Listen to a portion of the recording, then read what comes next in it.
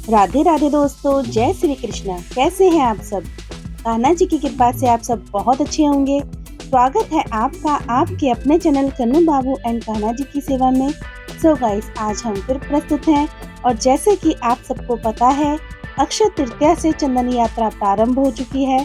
तो आज लड्डू गोपाल जी की चंदन यात्रा का छठा दिन है और हमारे लड्डू गोपाल जी सुबह जल्दी से उठकर स्नान आदि कर चुके हैं। साथ में हमने अपने लड्डू गोपाल जी को भोग प्रसाद सब लगा दिया है और अब लाला को हम चंदन सेवा शुरू करते हैं। तो यहाँ पर मैंने सारी तैयारियां कर ली हैं चंदन सेवा की।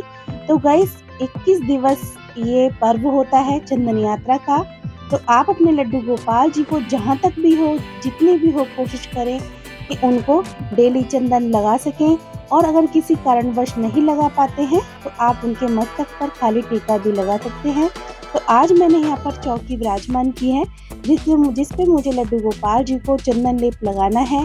साथ में मैंने पुष्प का आसन दिया है और लाला को चौकी पर विराजमान कर लिया है। साथ में लाला के खेल खिलौने भी लाला के पास आ चुके हैं, क्योंकि लाला के जब तक मोर गौ माँ तब तक उनके पास ना हो तब तक लाला का साज श्रृंगार अधूरा ही रहता है। तो यहाँ पर मैंने सारी सामग्री ले ली है। तो आज गाइस, मैं यहाँ पर गोपी चंदन से लाला का लेप करूंगी, क्योंकि 21 दिवसीय ये चंदन यात्रा पर्व है। तो अलग अलग चंदन से आप अपने लाला का श्रृंगार करें। तो मैंने गोपी चंदन लिया है, साथ में यहाँ पर चंदन का ही स्प्रे डालेंगे, यानी कि परफ्यूम डालेंगे और भीमसेनी कपूर मिलाएंगे, क्योंकि भीमसेनी कपूर जो तासील होती है वो ठंडी होती है। साथ में थोड़ा सा गुलाब जल डालेंगे और गंगा जल मिलाकर एक अच्छा सा लेप बना लेंगे और लाला की श्री चरणों से लगाते हुए हमने पूरे शरीर पे लाला को लेप करना है। तो गाइस, मैं यहाँ ब्रश से इसलिए लगाती हूँ क्योंकि ब्रश से बहुत अच्छे से लेप लग जाता है।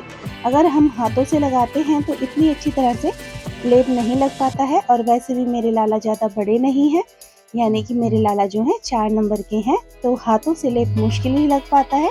तो ब्रश जो है बहुत अच्छा है, बहुत सॉफ्ट है। और यहाँ पर मैंने लाल चंदन लिया है लाला के श्रृंगार के लिए, क्योंकि लाला जब तक सजते नहीं, संवरते नहीं, उनका श्रृंगार पूर्ण नहीं होता।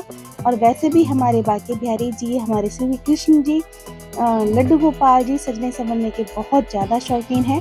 तो यहाँ पर लाला का मैंने लाल चंदन से सारा श्रृंगार कर लिया है और अब लाला को उनके श्री चरणों में महावर स्वरूप हम चंदन लगाएंगे और लाला का श्रृंगार करेंगे।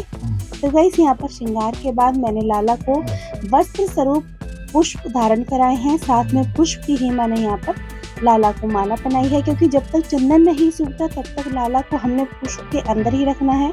लाला को निवस्त्र नहीं बिठालना है और इसी प्रकार से हमने लाला की सेवा करनी है। तो यहाँ पर मेरे लाला का जो पुष्प श्रृंगार है वो भी सारा हो चुका है। मैंने लाला के पगड़ी पर भी पुष्प से श्रृंगार किया है और देखिए मेरे लाला कितने सुंदर लग रहे हैं पुष्प श्रृंगार में। साथ में मैंने मोर पंख भी लाला की पगड़ी है उस पर धारण करा दिया है और लाला बहुत ही प्यारे लग रहे हैं। यहाँ पर आप भी दर्शन कीजिए। और कहते हैं जब लाला छोटे थे, यानी कि यशोदा मैया जब उनका साज श्रृंगार करती थी, तो लाला सारे वस्त्र फेंक दिया करते थे उतार के, बस मोर पंख और चंदन से ही श्रृंगार करवाया करते थे। तो वही स्वरूप है आज हमारे लाला का, बस चंदन से श्रृंगार है और पुष्प का श्रृंगार है। साथ में बांसुरी तो लाला को बहुत ही प्यारी है, प्रिय है।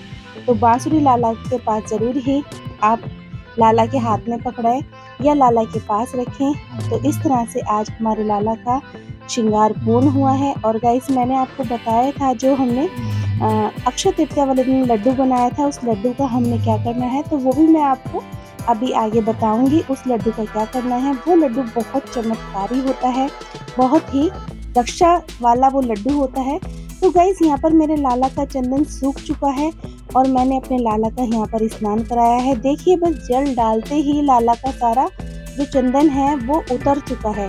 गाइस, पूरे दिन लाला को चंदन में नहीं रखना हमने, कुछ लोग पूरे दिन ही लाला को चंदन में रखते हैं। जैसे ही लगे आपको लाला का चंदन सूख चुका है, एक बार आप चंदन वाला स्प्रे कर दें, जिससे कि चंदन गीला हो जाए। और जब वो चंदन दोबारा सूख जाए तो फिर आपने लाला का स्नान करा देना है। तो यहाँ पर लाला का स्नान हो चुका है और मैंने लाला के सारे वस्त्र यहाँ पर निकाल लिए हैं, साज श्रृंगार निकाल लिया है, क्योंकि अभी लाला को हमने ठंडक देनी है, इसलिए लाला को जितना भी हो आप कॉटन के वस्त्र पहनाएं, लाला का श्रृंगार भी अभी हल्का रखें। तो मैंने भी यहाँ पर अपने लाला को कॉटन की जो ड्रेस है वही पहनाई है और श्रृंगार भी हल्का ही करा है, और साथ में यहाँ पर खस का इत्र लगाया है, क्योंकि खस का इत्र एक तो ठंडा होता है और हमारे कृष्ण कन्हैया को अति प्रिय होता है। तो यहाँ पर मैंने खस का इत्र लगाया है, साथ में दर्पण सेवा करी है, क्योंकि बिना दर्पण सेवा के लाला की श्रृंगार सेवा पूर्ण नहीं होती। तो इस प्रकार से हमारे लाला की श्रृंगार सेवा भी हो चुकी है। और उसके बाद मैंने यहाँ पर दोपहर का भोजन अपने लाला को करवाया है। तो आज मैंने भोजन में दाल चावल बनाए हैं। तो दाल चावल मक्खन और खीरे का मैंने यहाँ पर भोग लगाया है अपने लाला को, और बहुत ही प्रेम से, बहुत ही स्नेह के साथ अपने लाला को भोग लगाना है। भोग लगाते समय आप कोई भजन गुनगुना सकते हैं, लाला से मीठी मीठी बातें कर सकते हैं। इस तरह से आपने लाला को भोजन करवाना है। तो यहाँ पर मेरे लाला का भोजन हो चुका है, मैं लाला को भोजन प्रसाद करवा रही हूँ, भोग लगा रही हूँ। और गाइस ये जो भोजन है इसको कम से कम 15-20 मिनट तक लाला के पास रखा रहने देना है। उसके बाद पूरे परिवार समेत इस भोजन को आप ग्रहण कर सकते हैं। तो गाइस यहाँ पर मेरे लाला का भोजन हो चुका है, और भोजन के कुछ टाइम बाद मैंने अपने लाला को आइसक्रीम का भोग लगाया है, और लाला के वस्त्र मैंने हल्के कर दिए हैं। और यहाँ पर अब मैं लाला को आइसक्रीम का भोग लगा रही हूँ। और गाइस देखिए, मेरे पास तुलसी दल समाप्त हो चुके थे और इस टाइम मैंने तोड़ना सही नहीं समझा, तो मैंने तुलसी माला लाला के भोग के पास यहाँ पर रख ली है। अगर तुलसी दल नहीं है तो आप तुलसी माला भी रख सकते हैं। और यहाँ पर मैंने अपने लाला को आइसक्रीम का भोग लगाया है, ठंडी ठंडी आइसक्रीम। और गाइस ये वही लड्डू है जो अक्षय तृतीया वाले दिन हमने अपने लाला के श्री चरणों में रखा था। अब इसका यूज क्या करना है, हमने देखिए, इस लड्डू को आप जब भी पूजा करते हैं या घर से कोई बाहर जाता है तो हथेली पर थोड़ा सा हमने गंगा जल डालना है, और इस लड्डू को इस तरह से घिसते हुए जो हमारा लड्डू का चंदन हमारे हथेली पे आएगा उसको हमने टीका अपने मस्तक पर लगाना है, पूरे परिवार के लगाना है। और जब आप मस्तक पर टीका लगाएंगे चंदन का, तो आप खुद ही महसूस करेंगे इस चमत्कारी लड्डू का फल। बहुत ही चमत्कारी लड्डू है। तो इस तरह से हमने इस लड्डू को यूज में लेना है, इसका निरादन नहीं करना, इसे फेंकना नहीं है।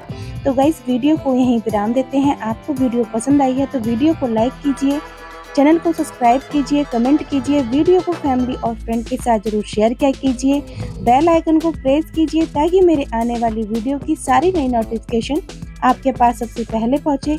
तो गाइस मिलते हैं नेक्स्ट वीडियो में, तब तक के लिए राधे राधे, जय श्री कृष्णा।